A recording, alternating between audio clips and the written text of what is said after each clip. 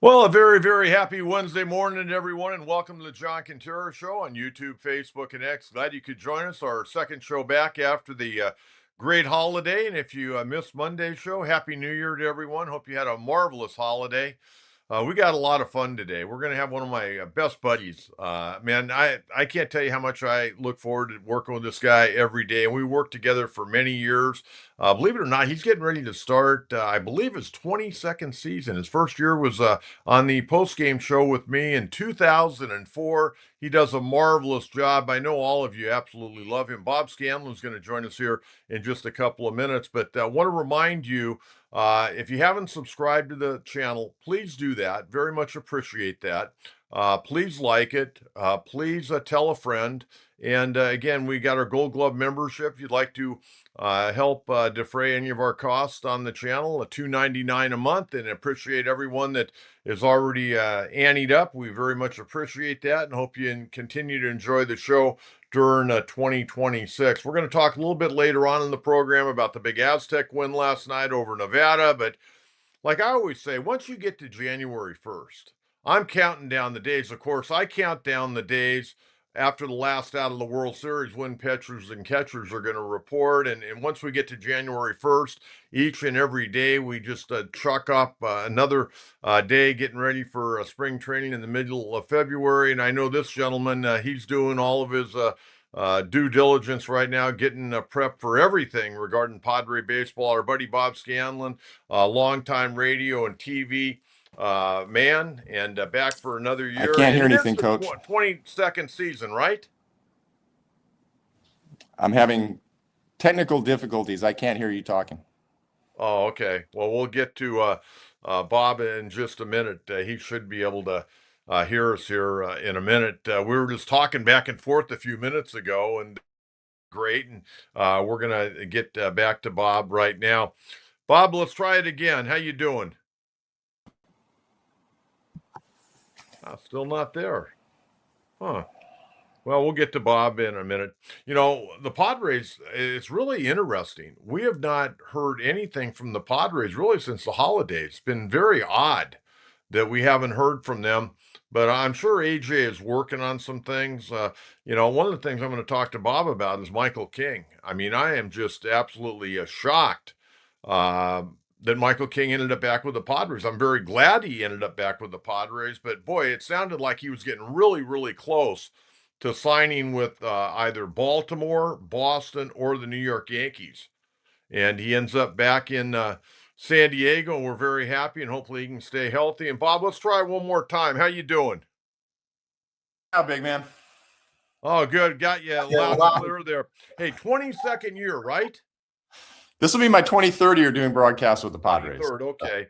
Yeah, 2004 was our first year together, right?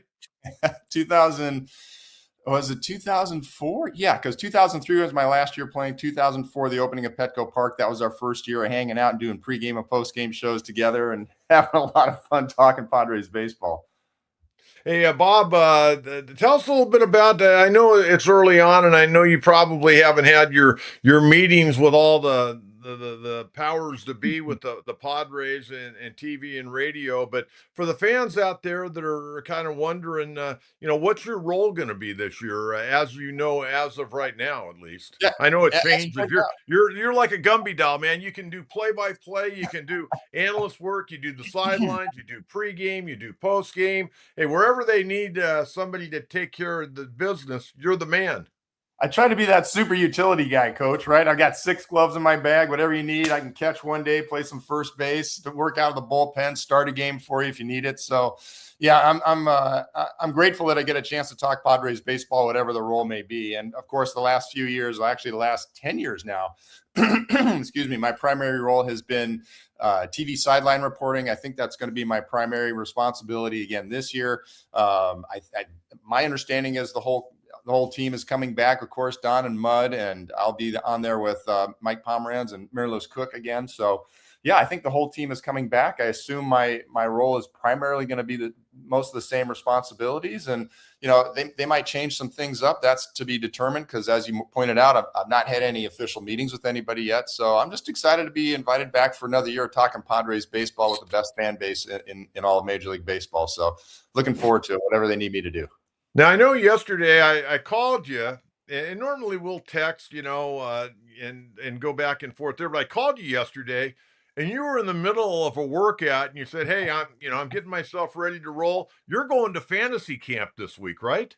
I am going to fantasy camp. I've never been. This is going to be super fun. I've heard nothing but great things about this experience. And of course, for those who don't know, fantasy camp is an opportunity for fans to come and come out here with former coaches, former players that are associated with the Padres organization. It's going on out in Peoria. It's about a week of playing baseball, basically, and hanging out with the guys, talking about ball, learning some baseball, having some fun, doing a lot of laughing. I imagine a lot of trash talking and ribbing as well along the way. Maybe some social sparklers at the end of the day to sort of talk about it. And from what I understand, there's a lot of time spent in the training room as well, Coach. People trying to keep the hamstrings and the tight backs and everything going. But I've heard nothing but it's just super fun. It's the first time I've had an opportunity to be a part of it. So I'm really looking forward to it.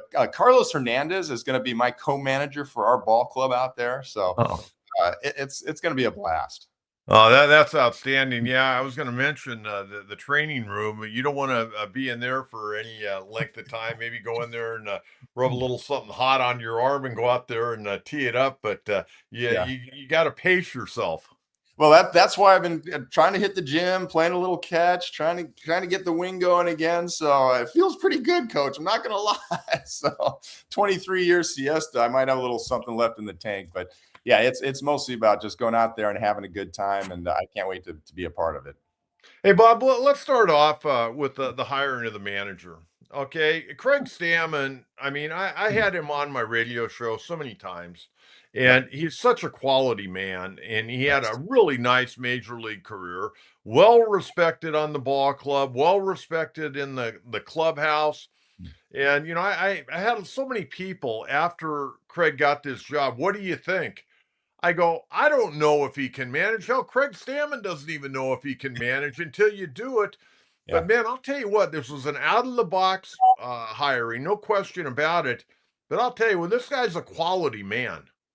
Yeah, no, those are the two words that you hear out of anybody and everybody that's ever spent even 5 minutes with Craig Stammen. Just a quality human being. There's a reason that his nickname was Dad in the clubhouse the entire years with the Padres, because he was just one of those calming presence no matter what was going on. He was the guy that you could go to. And it wasn't just, rookies could go to him. Veterans would go to him. Everybody in the clubhouse. And it didn't matter whether you were a position player or a starting pitcher or a bullpen guy, a veteran, a rookie, whatever the situation. Craig was the guy that was that consistent calming presence in that clubhouse to say, hey, when the what's hitting the fan, this is the guy that we can go to and ask, how do we handle this? How do we do this? What should we do here? How do we embrace this teammate to try to get him back on board? How do we sort of kick this guy in the butt? How do we give this guy a reminder? How do we celebrate this guy's accomplishments, whatever it may be, whether it was on the field or off the field? So just having that sort of a dependable man of wisdom and knowledge and integrity that is running the show, that's a great place to start. And he's also one of those guys that no matter who you are, you feel comfortable talking to him, and he would go out of his way to try to connect with guys, right? It wasn't one of those things where he only hung out with the veterans or he only hung out with the bullpen guys. Craig was a presence everywhere in the clubhouse. And one of the things that I've always admired about him is sort of the ebbs and flows of his career, what he went through. He had superstar moments. When we first saw him, he was coming off flexor tendonitis or flexor tendon surgery, remember? And he was just trying to see, can I pitch again in the big leagues? And that's how his started with the Padres. So to be around him at that point in your career where you are ultimately humbled, where you realize every day I get up here is a blessing and I may not have any days left. And what do I need to do to try to survive here and see if I can even come back? So to see him in that mode and how he handled himself, obviously came back from that, had some incredible contributions throughout his Padre career, including that start that he made against St. Louis in the postseason. He acknowledges as one of the greatest moments of his career. So just to see all the different things that he has experienced, there's very little that will go on in that clubhouse or with his roster that he can't say, yeah, I've been there before. I know what you're talking about. I've had the ups, I've had the downs, the ultimate downs, the comebacks and everything else. So I just think as far as having a presence in that clubhouse, incredible. You couldn't pick a better man. And to your point, he doesn't have any experience managing. So we'll see how that goes. But he's incredibly intelligent. He's incredibly intuitive. He's very perceptive. I think he's going to be a sponge. He'll get up to speed very quickly. And there's nothing, again, that he will see or experience in a big league baseball game that he has not personally experienced before. So I'm excited to see this kind of a man in charge and to see the growth that can take place and to see how this ball club responds, because that's the ultimate test, right, Coach? Absolutely. Bob, let me ask you this. I mean, you played 20 years of professional baseball. You got parts of, 9 different seasons in the big leagues. You played for great managers, you played for mediocre managers, and you played for bad managers. Okay. I mean, that's our life. Okay. In Yep. baseball, you got a donkey here, but a good guy here. Um, do you think from a player's standpoint, if you look back on your career, what are the challenges you think Craig Stammen is going to face the first time he stands in front of the ball club in spring training? Because that first presentation is really big. Oh, it is. No question about it. I don't think that's going to be a challenge for him. It's not as though he's not addressed a team before, right? It's not as though he's not been in meetings. It's not as though he's not been having to talk to guys. And usually when you're having those meetings, it's not because you're celebrating, hey, guys, we've won 12 in a row. Usually those meetings are tough meetings where it's like, hey, we need to do an introspective check on ourselves. So as far as that opening salvo that he's going to have in the opening introduction, I think he's going to do just fine with it. He'll probably have some fun with it. That's the other thing. He's got a good sense of humor. I think, he's going to smile. He's going to laugh. There's going to be some seriousness in it as well. I think one of the things that most managers say for first time early manager type guys is just how quickly things are happening.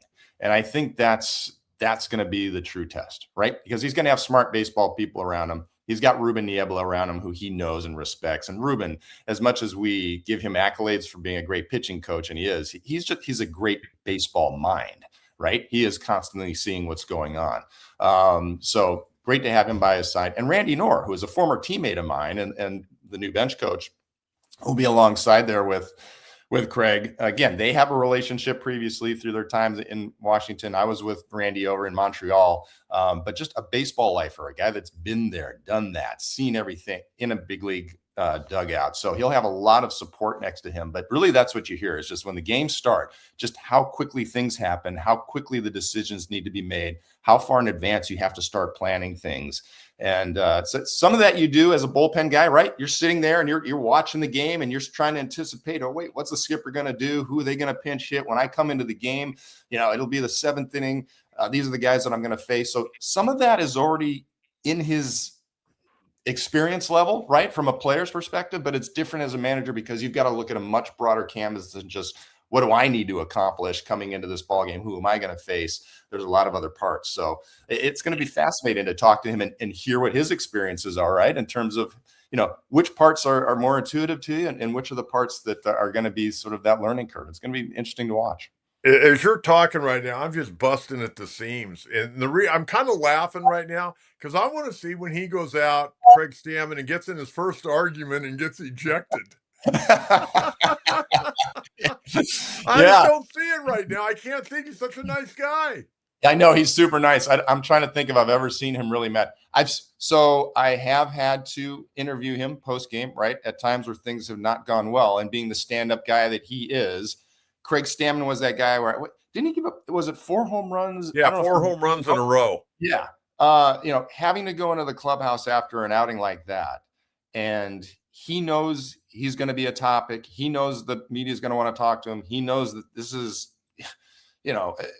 frustrating, embarrassing, whatever, however you want to describe it. And yet and you can see the frustration and the anger on his face, but he also has an ability to temper himself and say, okay, this is still what I need to do as a professional. I need to handle this situation. So I've seen him intense, but I've not seen him where he wants to just explode on somebody. So I am very curious to see that as well. But look, this guy's an incredible competitor, so I have no doubt that we're going to get a chance to see that side of Craig. I think this is going to be really exciting. Now, I'm happy for him. I hope it goes really, really well. He's a quality guy. I think anybody that's covered him, well, let's say this: everybody's pulling for him to have a great run as a manager of the Padres. Let's put it that way. I think that's well said, and I think he's going to do a fine job. And I can't wait to watch him grow and see it, because he's also the type of guy that will invite you in to be a part of that journey. So it'll be fun for all of us. That'll be very nice. Bob, let's talk about Michael King. Before we could get you on, you look great, though, and now we can actually hear you after that quick flub that we had. But Michael King, I'm a little surprised he's back. I'm really surprised because he opted out. He didn't want to take the qualifying offer. The day before the Padres signed him, it sounded like he was probably going to Boston, maybe New York, and even possibly Baltimore, but the Padres get him back. And man, if he can come back and be healthy, man, what a boost to that staff. It really is. And I agree with you 100%. I was shocked. I thought for sure New York, I thought they would, who would not want Michael King, right? And I'm really curious if there were some suitors out there that were maybe a little bit hesitant only because of the injuries that he had last year, but I think because of our knowledge of what they were and what it was all about. And it was like, this is really nothing long-term serious to worry about. This was sort of a fluke thing with that nerve in the back of his shoulder. So I'm not sure what was going on out there, but I was pretty sure he wasn't going to be coming back to the Padres. And so to see him sign back, it was amazing. And it had nothing to do with him not wanting to come back. I mean, it wasn't as though there's no way this guy's coming back because of what's going on here or his experience here in San Diego. I just thought he was going to be so valued somewhere else that somebody else was just going to come over the top and make him an offer that he couldn't refuse. But thank goodness the Padres were able to step up. And to Michael's credit, he worked with the Padres in terms of the structuring of that deal to try to take some of the financial pressure off in year number one, which was, a credit to him and saying, it's important for me to come back to San Diego. I had a great experience there. What can we do to try to make this work out so he can come back here? The growth that he's had in this organization with Ruben Niebla, going from the bullpen to the starting rotation and the kind of impact that he's had as a starter is just incredible. And so, and he's really built in a connection here with the community as well. Both he and his wife with their foundation and what they've done with Rady's Children's Hospital in terms of type 1 diabetes, and just a lot of things that he and his family wanted to stay here in this community from a personal standpoint and also from a professional standpoint, as we talked about, in terms of what he's done here. So, and what he sees this team can still be, and being a part of a lineup that's got a Manny Machado and a Fernando Tatis Jr. and a Jackson Merrill and a Xander Bogaerts. And I think he's excited about coming back and having Joe Musgrove back in the rotation as well, because I know he and Joe have a good relationship. So to be back and be a part of it, I think was important for him, obviously, and amazingly important for the Padres, right? He needed to have something in the starting rotation, and you're getting back a known quality and quantity type guy in terms of what he brings every single day, his presence in the clubhouse, his influence on his teammates, what he does here in the community, and just flat out, being able to take the ball. He was the go-to guy 2 years ago in the postseason. It was Michael King that was the man that, was the dependable guy at the end of that season. So awesome to have him back, and hopefully he starts off the season healthy and we can get him for full 30 to 35 starts. Bob, you mentioned Joe Musgrove coming off of Tommy John, and I know he's had ample time to rehab. And how much is Craig Stammen and Ruben Niebla going to have to protect Joe Musgrove from Joe Musgrove this year? I think that's a great question, because we know how competitive Joe is, right? I mean, he's like, give me the ball. I mean, the whole way that his season ended, a couple of years ago leading into the Tommy John was a situation where he knew his elbow was going to possibly blow at any moment. And he was hurt all year. He was hurt all year. And yet he's still like, what can I do? How can I get out there? He changed arm angles, changed his mechanics, did everything he could to get every single possible last pitch out of that arm to help the ball club that year. I mean, there's nothing you can question about his competitiveness, his toughness, his wanting and willingness to get on the mound and compete no matter what's going on with his body physically. So to your point, that's awesome and great to have him back. And we want him back for an extended period of time now. So, but the whole process with Joe throughout this rehab, I think he knows that about himself. And part of the reason how he chose his surgeon, how he has been going through his rehab, a lot of when you talk to him deeply about this whole process and the decisions that he's made, it's all been to make sure that doesn't happen, that he doesn't try to do too much too fast, that he doesn't try to come back too soon, that he doesn't try to push things in a way that is not going to be healthy. He was really looking at this whole process from the moment that he got on the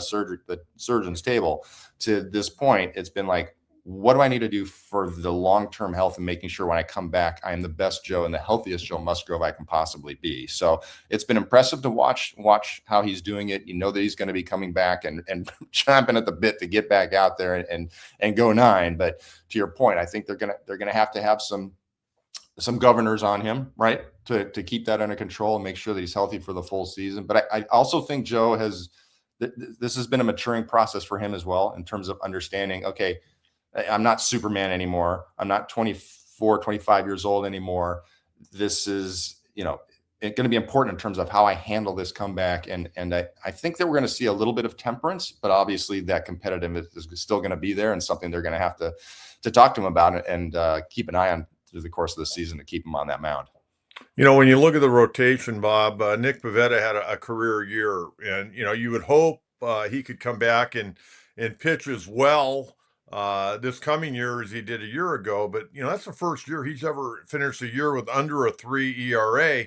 And quite frankly, it's the first time I think in his career he finished with under a 4 ERA. Okay. And this guy's been a good pitcher for a long period of time. His numbers may look a little skewed from time to time when you look at the back of his baseball card, but last year he was absolutely dominant. You're hoping to get the same guy back. I know there have been trade rumors. I don't know anything about that, if he would go now that they've signed King, but can you speak a little bit about Pivetta and the way he attacked it last year? Well, first of all, great stuff. He's always had amazing stuff. So it's not a thing of, gosh, all of a sudden he found 4 miles on his fastball or they added some new crazy pitch or he reinvented the guy. It wasn't that at all. He's always had the great stuff. And as you sort of described, had never put it together in such a way that it was the dominant numbers, right? The dominant consistent outings that we saw. And that showed up last year. And, whatever the reasons may be. Now, I know that he and Ruben worked on a couple of things early in spring training in terms of his location on the rubber. That changed. I don't think it was any one big thing. It was a bunch of little things that were tweaked along the way in terms of his positioning, which created some different looks and some different tunneling for his pitches. It allowed for him to get to certain sides of the plate a little bit more consistently, especially against left-handers. He did pitch. He used his repertoire slightly differently, especially to right-handers in terms of how he used some pitches inside to set up outside and some combinations. And so it wasn't major changes. It was just little tweaks that, to his credit, he was willing to try and, to his credit, was able to execute. And all of a sudden you take a guy that's, kind of a low 4s type of guy to having this guy that's just dominant going out there. Right. And so again, credit to Ruben, credit to Nick, and an incredible turnaround. And it seems like we're talking about one of these every year, right, Coach? Whether it's Seth Lugo making the transition or Michael King making the transition. Last year was Nick Pivetta doing what he did. So I'm kind of curious to see who's going to be the turnaround candidate this year for Ruben. And Michael Apicachia also, who's his assistant there on the pitching side. So they've done an amazing job. And Nick, when you talk to his teammates, Nick's pretty guarded when it comes to the media. We don't get a whole lot of interaction with him. He's comes in, gets his work done. He's very focused. But when you talk to his teammates in terms of how he is there for them, it's really impressive. And it's the kind of thing that we don't get to see as obviously walking around the clubhouse before the ball game or afterwards, but his interaction with his teammates when the doors are closed and what goes on behind the scenes is pretty impressive from what I hear. And there's no doubt that talk about a competitor, right? And one of the things that impressed me the most, not only was the stuff, but there were multiple outings last year, Coach. I'm sure you remember some of them, where it was either a long rain delay to start the game or a rain delay in the middle of the game, or it was a Sunday day game in Atlanta or someplace where it's 100 degrees with 100% humidity. Not once did this guy ever come up with an excuse or back down or show any signs of mental weakness that could show, from those types of distractions. It was, give me that damn ball and let's go. And that's how that guy was every single pitch of every single inning. I think that's the thing that impressed me the most about getting to see him on a daily basis. You mentioned Seth Lugo there for a minute. I got a smile on my face. I got a soft spot in my heart for him because when he got hurt that one year he was here, you remember he hurt the calf and spent a considerable amount of time on the IL. Yeah. But when I heard he went to Arizona to work on changing the shape of his curveball, I wanted to give the guy like a big hug and a kiss. I mean, that's a ball player right there. Oh, it was awesome. I remember that because I remember he got hurt, was gone for a little while, as you mentioned. He came back and, immediately, hey, man, great to see you. How you doing? How's the calf feeling? But everything good? What you've been working on? And he started going and he talked to me for 10 minutes about exactly that. He's, well, it's interesting. I've been working on the cutter. I've been working on a curve. He was working on a bunch of different things. So when he came back, it wasn't as though, gosh, I hope this guy picks up where he left off. It was, he came back and he had 3 new weapons to use. So yeah, those are the type of guys that you love, right? And I think that's sort of the culture that's been created here in this Padres clubhouse, especially when it comes to the pitchers. When you see that, and I credit a bunch of people, like Joe Musgrove, I credit Yu Darvish, I credit, Ruben Niebla in terms of that.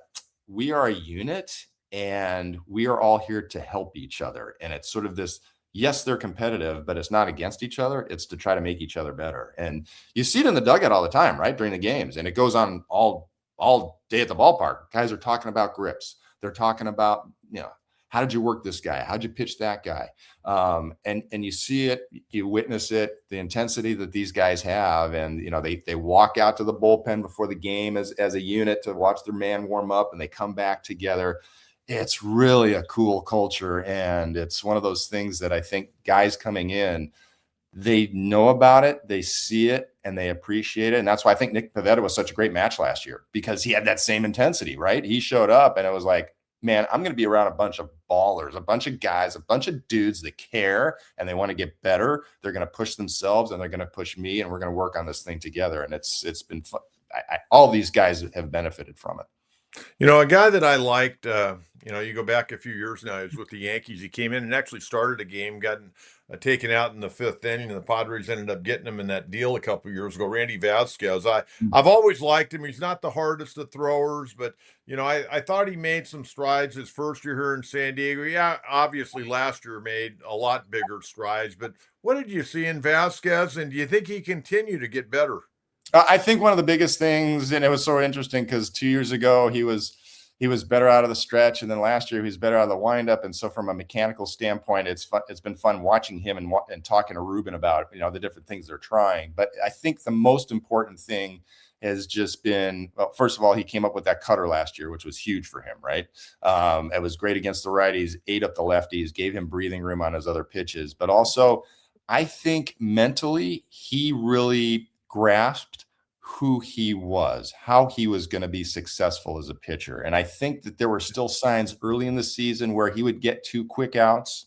And then it's like, okay, let me see if I can punch this guy out, right? And the next thing you know, it turns into a walk. And then all of a sudden you got 2 guys on. It's like, wait a minute, we got the first 2 outs. And the next thing you know, we've got runners on base again. What's happening here? So I think as the season went on, he really just embrace the fact that, look, I'm not going to be a huge power punch out type guy. My way to success and to go deep into games and help the team win is soft contact, and stick with that mentality of it's okay. I'm not going to punch a bunch of guys out. And even if I get 2 quick outs, that is not the time for me to start thinking, okay, now I can go for the punch out or whatever. It's like, no, how can I get soft contact on a consistent basis, batter after batter after batter? And once he sort of embraced that, I think that's when he went on that big, nice long streak in the middle of the season where he was giving the Padres quality outings almost every single time. It was interesting. Even when he got sent out, you looked at his numbers. I think it was right next to Pivetta in terms of the most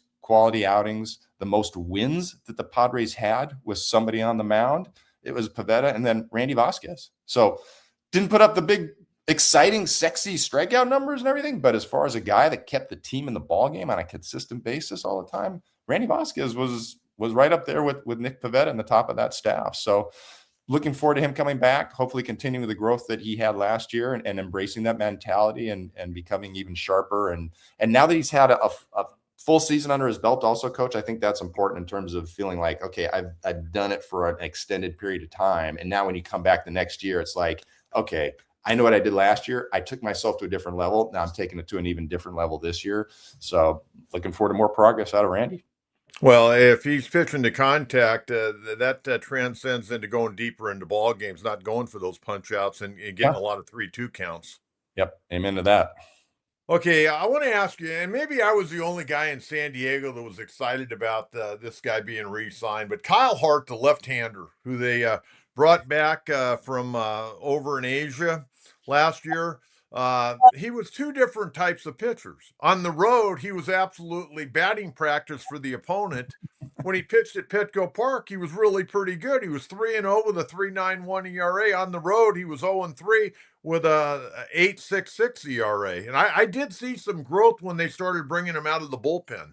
Yeah, that worked out pretty well, didn't it? When they brought him back at the end of the season and he worked out of the pen. And I know that he was, again, one of those guys that, and we talk about Ruben so much in terms of what he's trying to do with guys, right? And oftentimes you talk to Ruben and, hey, what do you see out of so-and-so?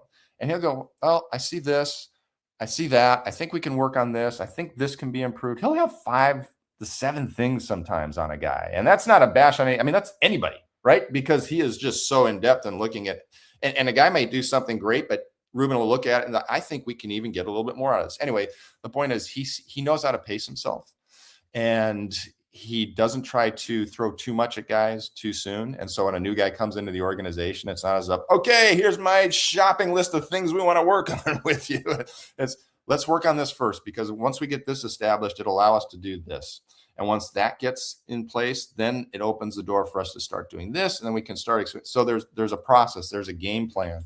And I think Kyle was one of those guys where, because he needed to perform right at the beginning of the season, there wasn't a whole lot of time for him to do some of the work that I think Ruben and the rest of the staff saw that they could do to try to help him. Then he goes down to AAA. He was able to work on some of those things, came back, and we saw some improvement, and we saw some different things at the end of the season, right? So I think, same thing with JP Sears. I think he's going to be another one of those guys that now that he's had a little time in this offseason to really make some changes, work on some things, and Ruben and happy to be able to apply some of these things and these guys to work on it. I think we're going to see better versions of those two lefties coming into next season.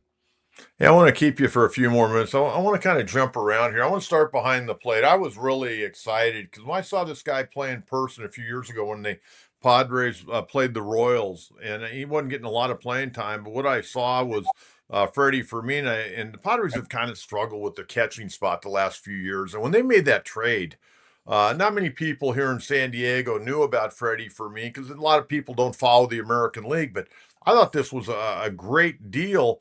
My only concern was this guy hasn't played on a regular basis. Will he get wore down? Last year he was fine, but man, you got 162 games to navigate through, and he did a great job, I thought, last year. There's no reason to think he won't do a great job. It'll be interesting how much they can run him out there to keep him fresh. You can put me in that category of guys that didn't know much about him when he got here, right? And I don't think it was not only do you follow the American League or not? Do you follow Kent? He just didn't get a chance to play very much, right? He's behind an established veteran guy. Yeah, that could be in the Hall of Fame, maybe. Possibly, right? He's basically the Yadi Molina of Kansas City, so he's not going anywhere. And so Freddie just didn't get a whole lot of opportunities. So yeah, to your point, it was a question of, okay, how quickly can he adjust to learning this pitching staff? How quickly can he adjust to learning the league? how quickly can he adjust to not only learning the league from a hitter standpoint, but also from a catching standpoint in terms of the scouting reports to help his guy through all this? And then to your final point is like, and how's he going to handle being an everyday guy? It's one thing to catch a couple times a week.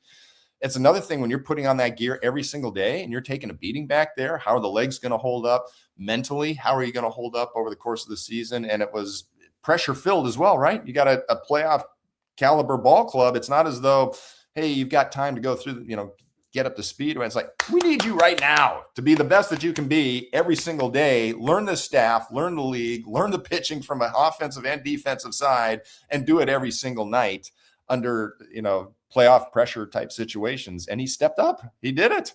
So it was great for him.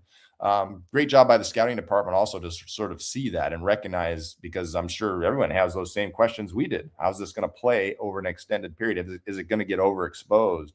And it really wasn't. He was very impressive.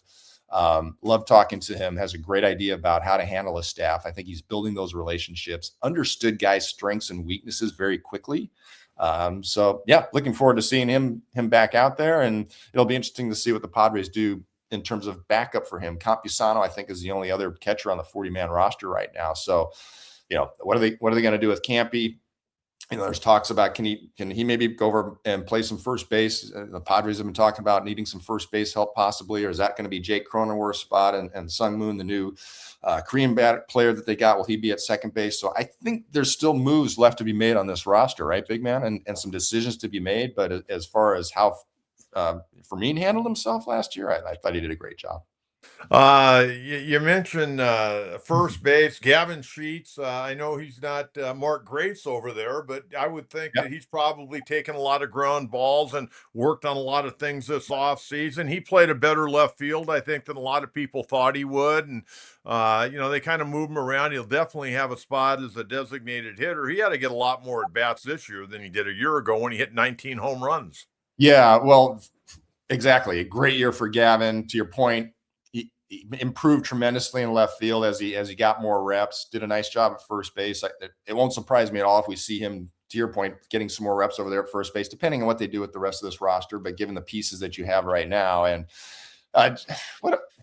probably the offensive, we talk about Pivetta turning his season around and guys that come out from the pitching side and they just blossom. That was the kind of year it was for Gavin Sheets. I mean, in spring training, he was working on some things and, got more athletic with his lower half, and it just showed up, especially at the end of spring training where he started hitting doubles and home runs opposite field and, kicked the door in terms of making the team. And then as the season started, it was more of a platoon situation, right? Where we saw him sparingly, and then all of a sudden it was home run, and it was 10 days later, another home run, then 7 days later, another home run, then 5 days later, you could just see the progression. And all of a sudden he's like, this is an everyday guy, so it was fun to watch. He did a great job, made the changes that he needed to make. The league tried to adjust to him. He was able to make those adjustments back. And, just one of those guys that coming off really, really tough season with the White Sox, both from a team standpoint, right? He was part of the worst team in baseball, and also for him personally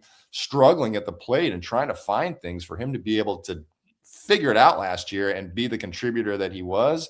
Now he gets a chance to do it from day one, right? Instead of, I'm trying some things in spring training. Is it going to work? Okay, it's working in the spring, but does it work when the bell rings and these guys are really, showing me their best stuff? And it did. It translated at every part of the season. And to your point, probably a lot more plate appearances from day one this year and helping the Padres out. Bob, I want to ask you about the two superstars of this ball club. I want to start with Manny. Manny, last 6 weeks of the year really struggled. I mean, offensively, really struggled.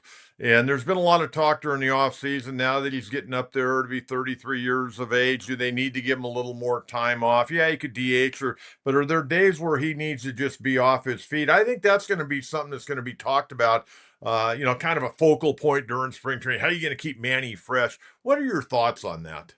Yeah, it's a great topic. And look, Manny, all said and done, 275, 27, 95, I think it was, 27 home runs, 90, almost the same as the year before. So even though he struggled down the end, you still get the same overall, another great season for Manny, right? The Hall of Famer, he posts, he performs. no matter how and usually we're talking about the slow start that Manny had, and by the end of the year, he's at the same numbers. This time it was a little bit more tail off at the end, but it's always a topic. And one of the things that Manny prides himself most on and has done as well as anybody in all of Major League Baseball, if you look at the numbers over the last 7-8 years, nobody posts more than Manny Machado. I mean, he plays more games, more innings played than just about any other player in Major League Baseball. And, the question has been brought up, and it's not just regarding Manny. It's more of an industry-wide question in terms of where's that balance between giving a guy, whatever, 15 to 20 days off over the course of a season, right? And he's going to be fresher for those games that he's in there versus what have we lost in terms of not having that player in the game for those 15 or 20 games. And there's a big push, I know, not just within the Padres, but in Major League Baseball overall in terms of, look, we've always done it where we respect guys for playing every single day, but do you actually get better production if the guy has more rest, even though he's not in those games? Is the backup player, what are you losing versus not having on versus what you're gaining by having that guy really be at the peak of his game and able to perform physically and emotionally and mentally, being fresher for those fewer games that he's in there? And we don't have a case study of it really, right? Because the industry has been so locked into, no, I want my best players on the field every single day as much as they possibly can. Yeah, we'll give them a day off once in a while in a DH, but other than that, I got to have that guy in there because the next guy behind him is I'd rather have 80% of my number one guy than 100% of my number two guy. But it's really being studied now, Coach. It's really being looked at, not just for Manny, but for all of these guys. Right. In terms of how do you balance this out? And well, Bob, the thing that I would say, look at his postseason numbers. His postseason numbers are not good. In over 50 games, he's a 209 hitter in the postseason. And you can say, well, going against number one and number twos, but his postseasons have not been good, and they weren't good this past year. Yeah, and it's always, okay, so how much of it is the guy is fatigued?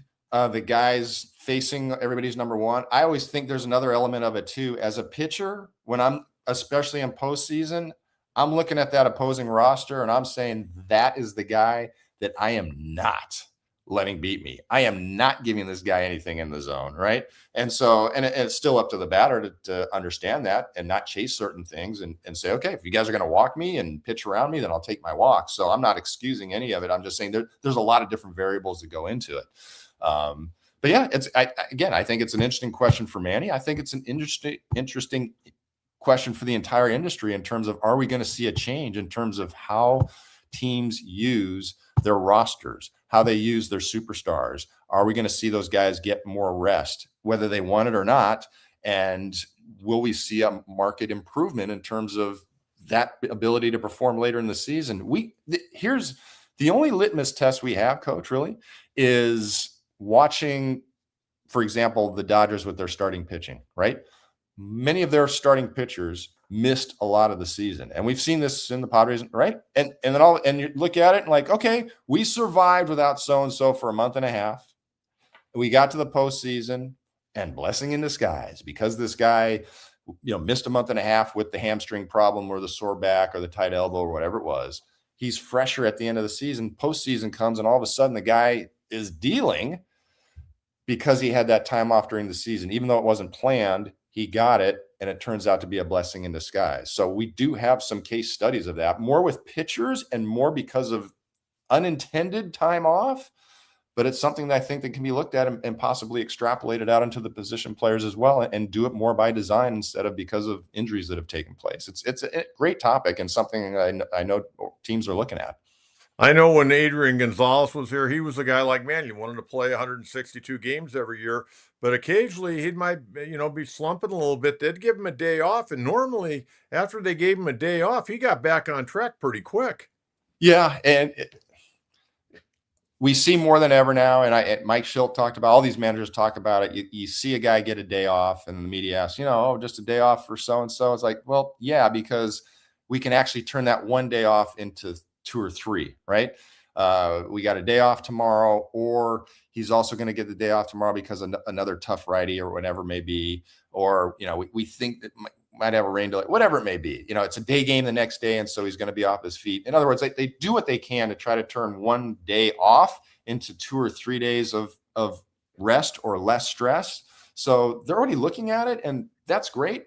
But if you actually plan something out okay, we know that every 8th day, let's say, you're getting a mandatory day off or 2 days off or whatever it may be, so that you look over the course of the season, and all of a sudden, instead of having your 7 or 8 days off, it's turned into 15 or 20, and you try to strategically place it in certain times of the season, working around days off, working around whatever it may be, but making sure that those days are in there one way or another. I think it's going to help guys have that, be fresher at the end of the season. But the question becomes, what does it matter if you're ready to go in October if you don't get to the postseason because your best guy hasn't been on the field as much? Because we're not just talking about one guy. If you do this with one guy, you're probably going to start doing with your entire roster, right? And then how important do those backup guys on your roster become? Hugely important. But do those guys perform better now because they know they're going to get more consistent playing time? So it's a great topic and a lot of different variables to take into account. Okay, last thing. And, Yeah. I say all the time, I said it on the radio, I say it on the podcast, I say it all the time. Fernando's my favorite player to watch when he's playing upbeat. Okay. I saw a guy the first 6 or 7 weeks last year, and I was talking, man, this could be the year he's the National League most valuable player. But then I saw a different guy for about 3.5 months. He just didn't play with, least of all, day to day for me. And you're down there and I'm watching on TV. He didn't play with the fire, the enthusiasm that I had seen in a few years ago. Okay. He hit 268, hit 25 home runs. We know about his great defense in right field, but I'm saying to myself, man, I know this guy's got more in him. Am I wrong? Well, more in him. So I think he can hit better than 268, and I think he can hit more than 25 home runs. For sure. No, Fernando can be one of the most dominant, exciting, just energetic, and game outcome influencing players that I've ever seen.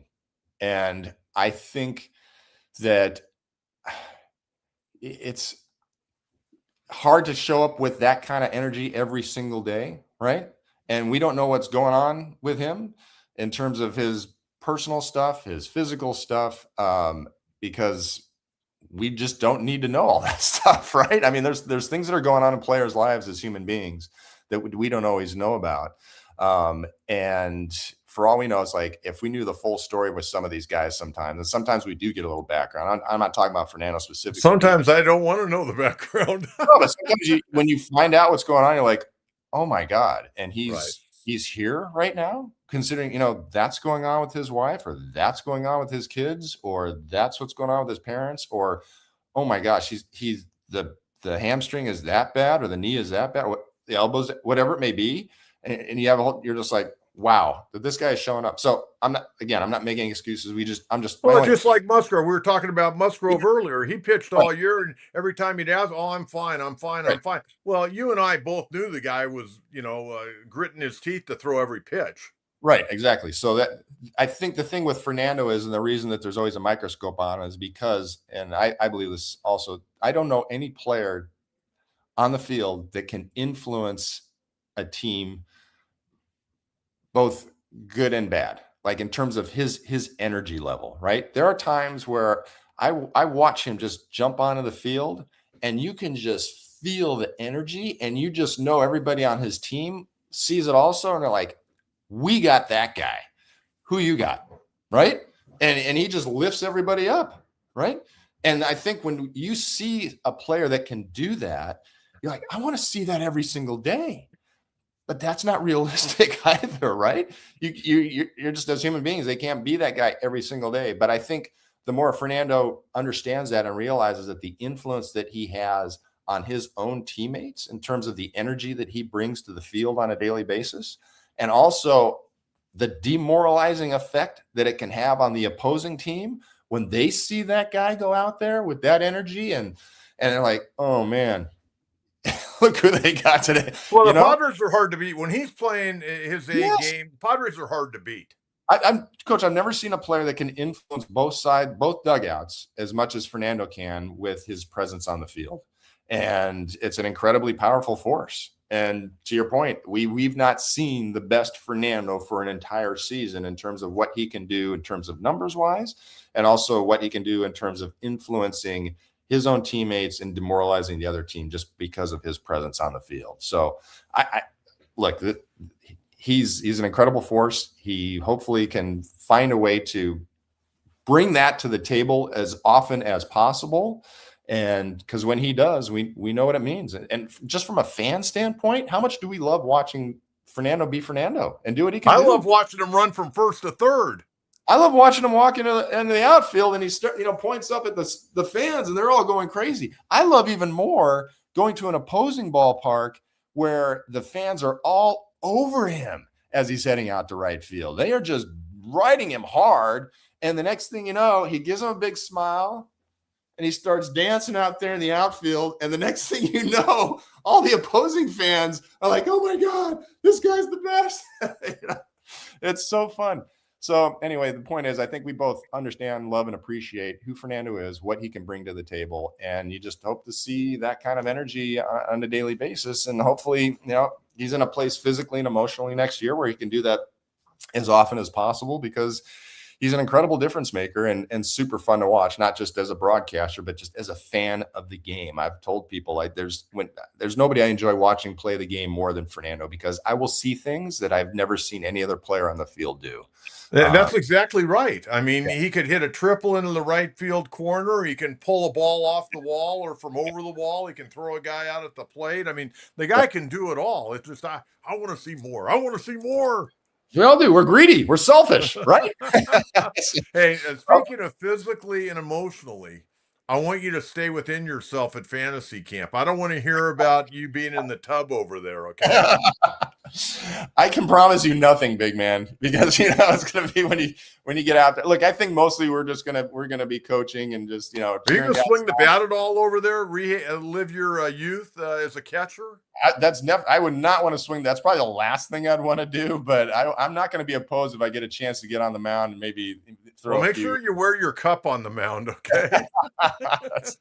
We're just looking to have a good time out there, and hopefully nobody gets seriously injured. So we'll keep an eye on it, big man. That's great, Bobby. I kept you far too long today, but great conversation as always. Safe travels, and we'll do it again before too long.